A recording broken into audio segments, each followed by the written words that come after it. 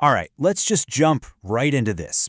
Picture this, the sweating, panicked mind of the absolute greatest chess player in modern history, sitting at a table as his entire world just completely crashes down around him. Welcome to this explainer, where we're going to break down the opening moves of a literal, real-life psychological thriller. So, today we are exploring the unbelievable, highly documented events laid out in Ben Mezrich's gripping book, Checkmate. And look, what we're about to dive into isn't just a simple loss at a Sunday tournament. No way. This is a defining tectonic shift in modern chess that literally shocked millions of fans all over the globe.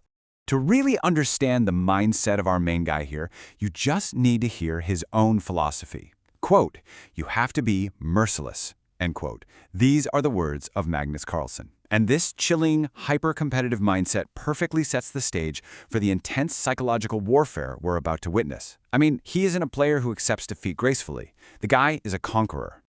Part 1. The Unthinkable Defeat.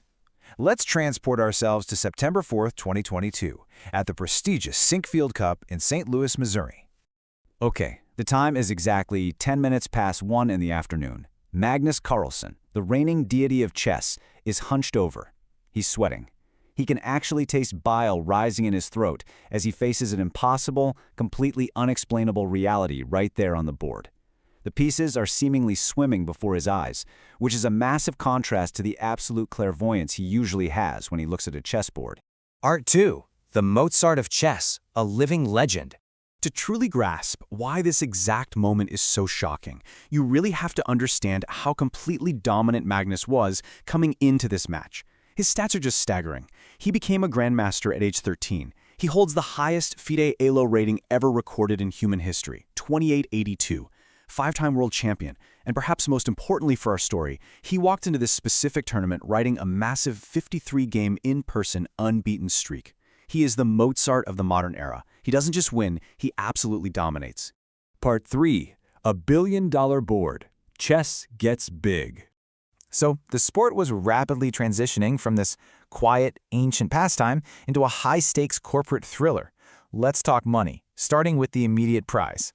The Sinquefield Cup itself has a hefty purse of $350,000, which sounds like a lot, right?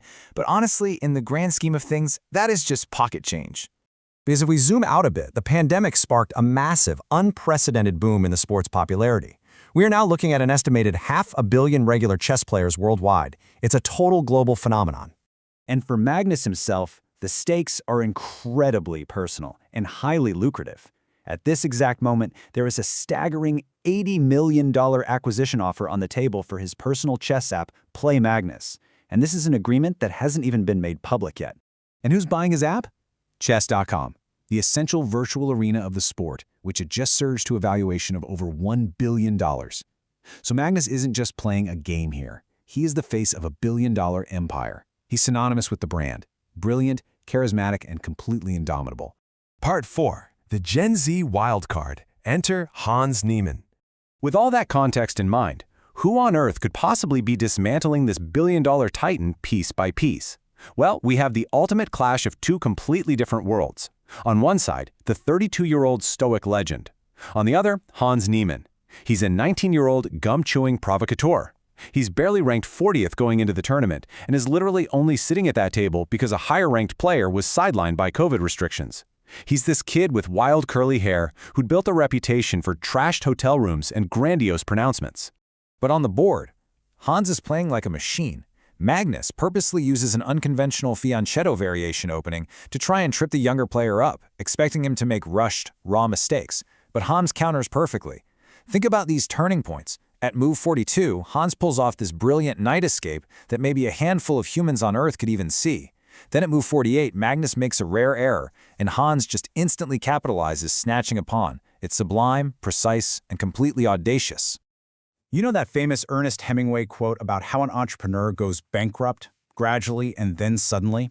Well, Magnus realizes with sheer horror that his gradual downfall on the board is right now, at this very second, turning into a sudden and absolute collapse.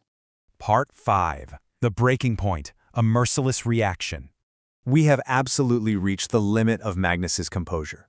He looks across the polished wooden table at this teenager who is literally staring off into space, seemingly completely distracted, yet somehow executing godlike moves. So Magnus starts doing the math in his head. This bizarre, super relaxed behavior, combined with flawless play, it just doesn't add up. It means there's something much more dangerous going on than just a bad game on a Sunday afternoon. Hans represents a new digital era, and Magnus senses a true existential threat. For a competitor famously known for his calm, unflappable demeanor, Magnus feels an uncharacteristic, blazing fury rising inside his chest. And he isn't just worried about his ego, or even his $80 million app deal. He knows deep in his gut that he has to act severely to protect the very foundation of a millennium-old game. He knows he has to do something completely out of character. Leaving us right at the edge of our seats, taking in everything we've just learned about the stakes, the money, and the pride, we have to ask the ultimate question. What unthinkable, foundation-shaking action did Magnus Carlsen decide to take to try and stop this rising threat? What exactly was the move that changed the chess world